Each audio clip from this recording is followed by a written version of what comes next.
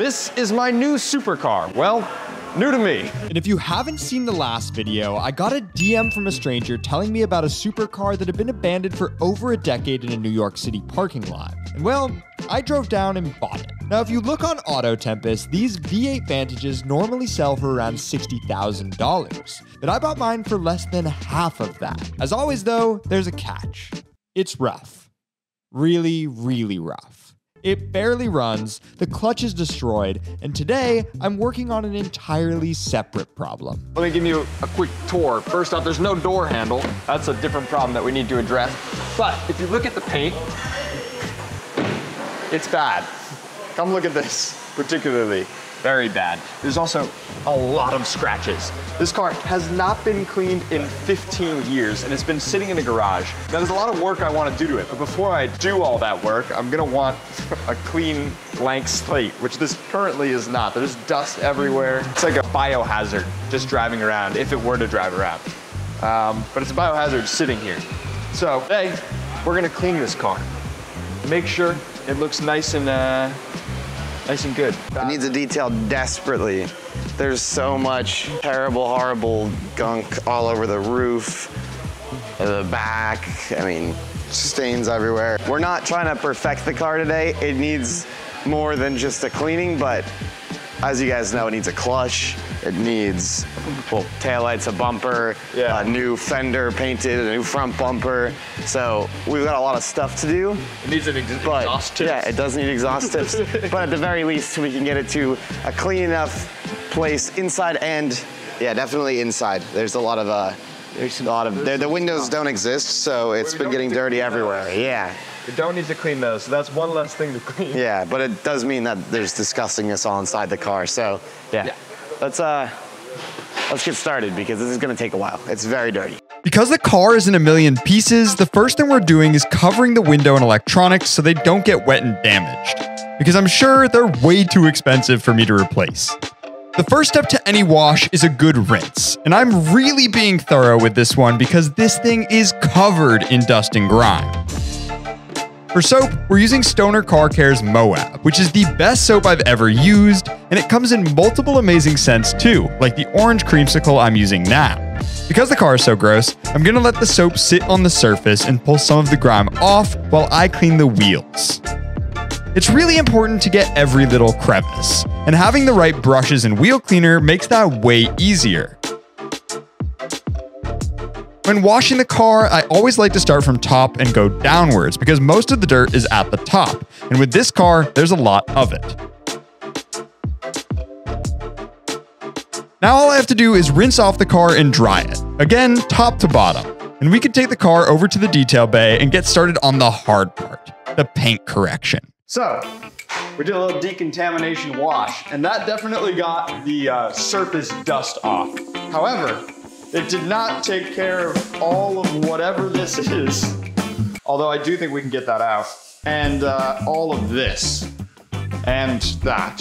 And everything, really. Yeah, it's really bad. There's also a lot of very small scratches in it. The tarp probably didn't help that was sitting on top of it when we found it. I think that definitely marred the paint slightly. So now, we need to figure out how to get that out. Luckily, for maybe the first time in history, we slightly know what we're doing. Me and Will have both run detailing businesses, so we kind of know. It's been a little while, we're a little rusty, but we should be able to get most of this off. The guys at J&B have given us a lovely garage bay for a few hours. So, let's try to clean this bad boy up. It's bad. This thing, don't let your car sit for this long. Yeah.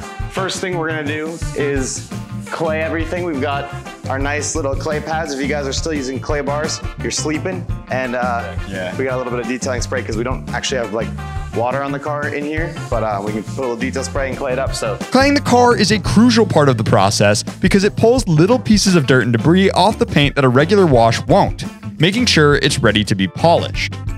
Once that was done, we can pull the car out and rinse it off.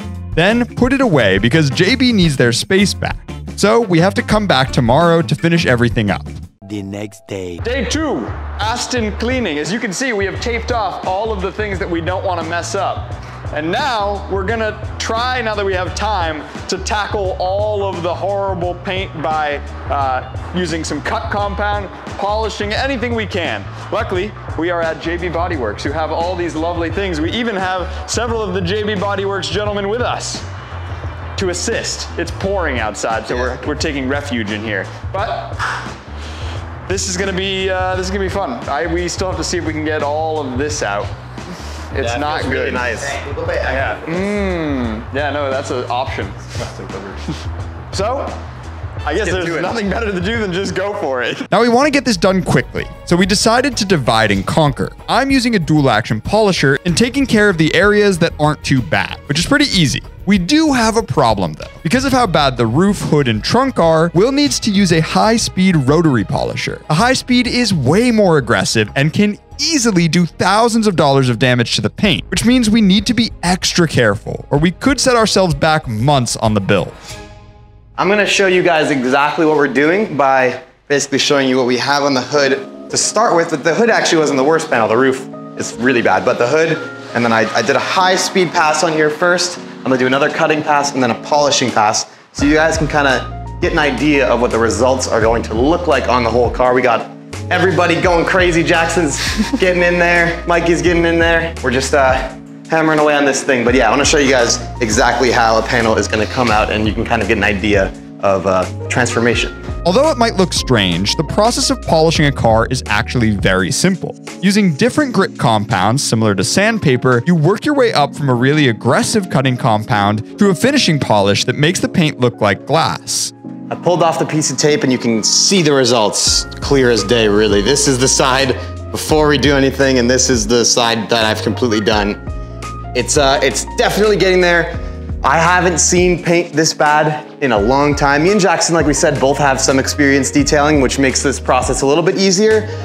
We're still definitely learning. I've never really used a high-speed machine before, which is this guy over here, which can definitely burn through the paint really fast. Luckily, if I do make a mistake, we're at a body shop, but yeah, you guys can see we are definitely getting some results, getting this paint looking just a little bit better. We're going to keep on chugging away. Gotta do the other half of this hood now, but I just wanted to show you guys kind of what the results are gonna start to look like. Since the condition of the factory paint is so bad, this process is taking us forever.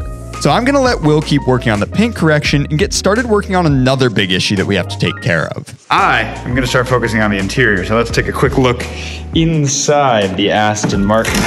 Oh, that's a good sound. Sorry, tape. So of course there's no doors. We have door cards back here, but that's next video's problem. I'm just gonna try to get this interior looking good. As you can see, it's pretty, oh, I don't know if I wanna touch that. It's not great. The first step to cleaning this interior is just removing the thick layer of dust that's coating literally everything. I'm keeping it simple with a microfiber and some interior cleaner, which seems to be doing the trick. Just to give you a sense of how bad it is, so up here, that's pretty clean now. There's like a little, let me get that for you. That is pretty clean, but the second we come over to this side, that's not so clean. That's in fact really gross. Oh gosh. So, I got my work cut out for me, but it's cleaning up, honestly, cleaning up pretty well. Just need to get the crevices, and then we gotta get the floors and the seats and all that, but one thing at a time. Now, one of the other reasons why I'm going so crazy with the high speed is because of these little dots here. Basically what I believe that is, and I'm no professional, but I think that's overspray just from basically the car living its entire life sitting outside of a body shop. I'm sure something got done over the many years somewhere near it and ended up with a little bit of overspray on it. That is no fault to the guys.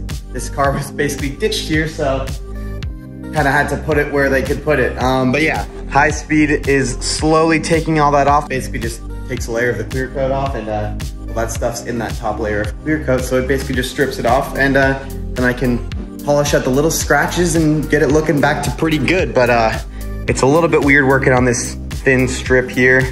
Kind of a pain, but that's where it gets really bad. You can see down here, it just, it's pretty disgusting. So that's definitely a little bit of a project, but it's coming out nice. Finally, the car looks black again. It was kind of looking gray before because it was so hazy and bad. But yeah, really coming together nicely.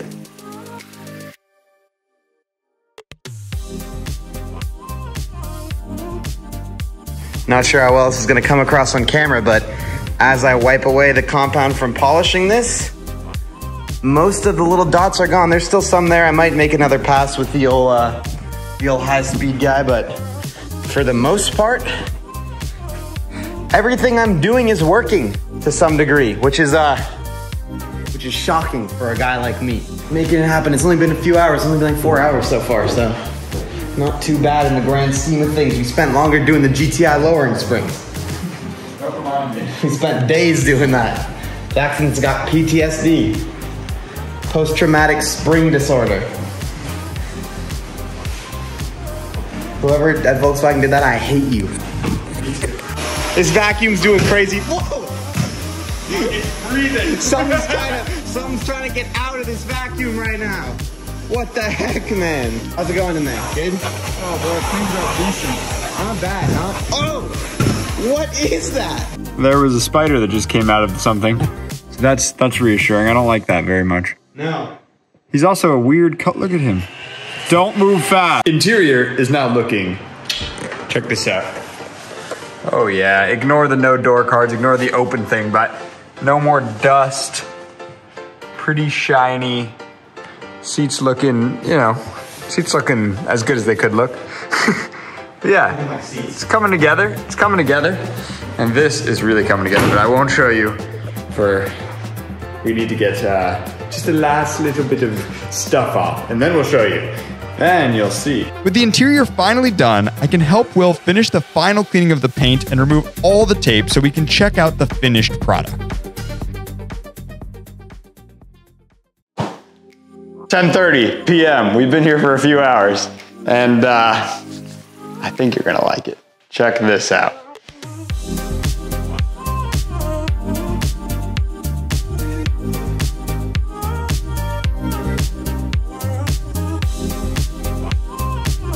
So it is a whole lot better than it was before. It's finally roadworthy because before we can really do anything with it, we're missing a few vital pieces. Maybe you see them here and maybe you saw them up front.